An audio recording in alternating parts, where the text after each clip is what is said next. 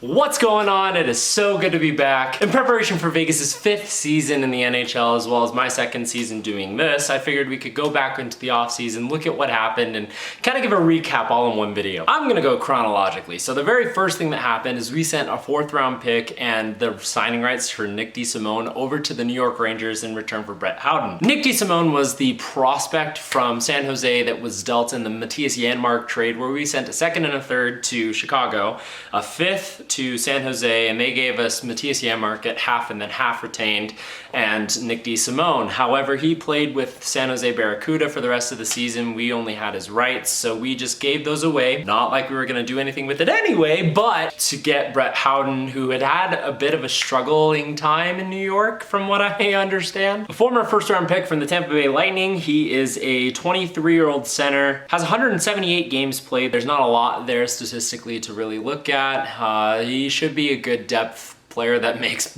league minimum, which we know we need. And hopefully, you know, he's good on the penalty kill, which we were excellent at last year, but we used a lot of our stars in that. And so hopefully by distributing ice time a little bit more evenly and not having defensive liabilities in the bottom 2 lines, we're able to have greater depth. Next up, we traded Cody Glass over to Nashville in return for the signing rights to Nolan Patrick. And I had a video about that one up here. Not my favorite trade, but I really hope Nolan Patrick can become the player that he was supposed to be with Philadelphia as a 2nd overall pick back in 2017, our 1st draft, and is able to be a solid 3rd line center. And then the big one,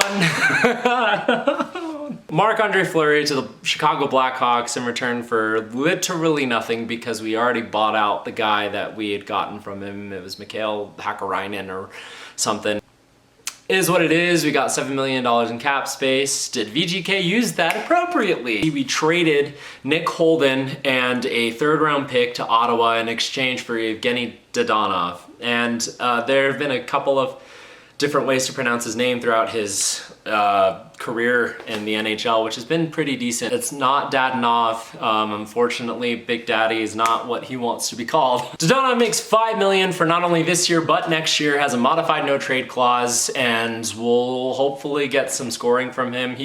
I remember, had a hat trick in a comeback game against the Toronto Maple Leafs last year, and so including the overtime winner, and I hope that he can bolster our scoring. This preseason, which has already happened, has not been the greatest in that department, which is not, you know, helpful to my anxiety based off of last postseason. But also on this day, we signed Laurent Brossoit to a 2-year, $2.325 million deal as a backup goalie behind Robin Leonard. That takes up more than what Marc-Andre Fleury was making in those 2 people. And if I would rather have Marc-Andre Fleury or Evgeny Dadonov and Laurent Brossoit, I'm biased and go with Fleury. I named my son after him, so of course I have to say that. It's a business, and I appreciate the moves that they're trying to make in order to become a better hockey team. All I'm gonna say about that. Also on this day, we extended Alec Martinez, which I was super happy about. And I saw the cap hit and was like, He's the most effective power play weapon we have. 3 years, modified no trade clause at $5.25 million per season. And right now, this season, I expect that contract to be great. I assume that he would have signed around that elsewhere in the league as well. I would have maybe liked a discount, but for what Martinez brings to our defense, that's really, really good contract.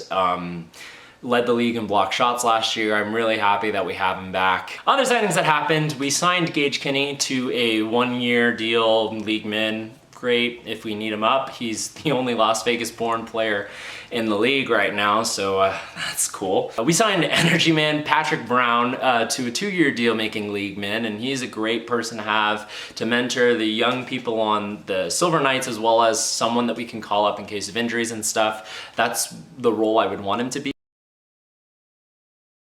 Sven Baertschi, who is, I don't know what he is. He played for the Canucks last year, the last couple of years, but wasn't really much of a good player.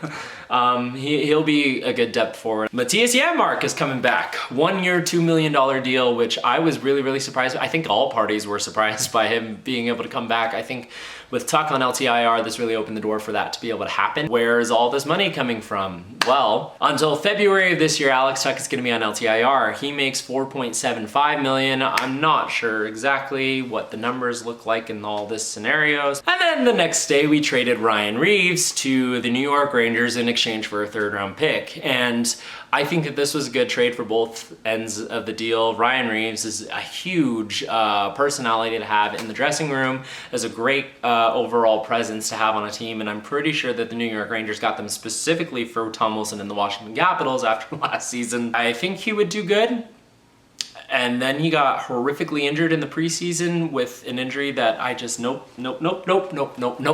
Accidentally saw it on Twitter and I immediately closed the app because I have had multiple knee injuries and oh no. I'm screaming right now just thinking, oh no. Okay. We signed Dylan Coughlin to a 2-year deal for $762,000 per year, which is not league min, but it's pretty close. I am super excited for this guy. I hope that he is able to take steps forward. He seems like a really solid defenseman. He's the first and only defenseman that has ever scored a hat trick with our team. Didn't produce much else outside of that in the few games that he was able to get into last season, but we have a good solid young decor between White Cloud, Haig, and Coughlin. We finally got Nolan Patrick signed towards the end of the summer.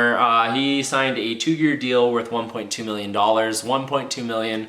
Not that big of a deal. I liked the number. The fact that we got it for 2 years is actually more exciting to me because if he is able to have a breakout season this year and is able to really find solid footing and not get injured, then he'll really prove worth his contract. And that'll be exciting for us to have more forward depth. It'll be interesting to see what the lines look like this year, whether Peyton Krebs gets a look or not. With William Carrier out of the lineup, it looks like he's the one that's right there to jump up, and I'm hoping that he's able to play for us. I think he can play well. He showed in the preseason, he had a game with 4 points, which that's one game, right? And in other games, he didn't look as effective, but with him playing on a line with skilled players, he looked like he was able to really perform well. And so it'll be exciting to see if we can actually develop one of our draft picks properly. A lot of drama around Robin Leonard this offseason, but I'm excited for him to be able to see what he can do in a full starting position. He's never really had that. With the Islanders, he was a tandem goalie with Grice, and then with Chicago, he was with Crawford, and he's been with Fleury for the last couple of years, so it'll be interesting to see what he can do finally with it being his net. So that was Vegas Golden Knights off season. Let me know your thoughts on what they should have done, what they could have done better, what they did well down in the comments below. Be sure to leave a like and hit the subscribe button.